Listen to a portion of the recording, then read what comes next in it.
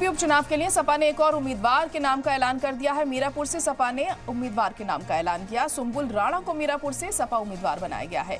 सुंबुल राणा साबिक रुकने पार्लियामान कादिर राणा की बहू हैं।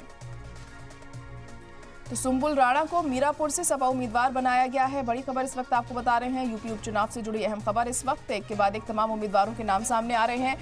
6 उम्मीदवारों के नाम पहले ही जाहिर कर चुकी थी समाजवादी पार्टी और अब मीरापुर सीट से भी सपा ने अपने उम्मीदवार का नाम जाहिर कर दिया है और सुंबुल राणा को टिकट दिया गया है। यहां से सुंबुल राणा साबिक रुकने पार्लियामान कादिर राणा की बहू हैं। अब वहां पर कैसा रिस्पांस उन्हें मिलता है ये देखना अहम होगा। तो मीरापुर से सुंबुल राणा को समाजवादी पार्टी का उम्मीदवार बनाया गया है। तो तमाम समीकरण ध्यान में रखते हुए ही ये फैसला लिया गया होगा पार्टी की तरफ से और ये फैसला कितना फायदेमंद उनके लिए साबित होगा ये वक्त के साथ साफ होगा।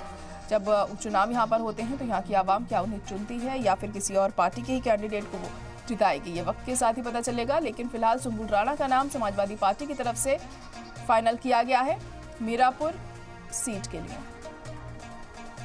तो तमाम उम्मीदवारों के नाम जाहिर करने का जो दौर है वो जारी है, क्योंकि अब तारीखों का भी ऐलान कर दिया गया है उपचुनाव की।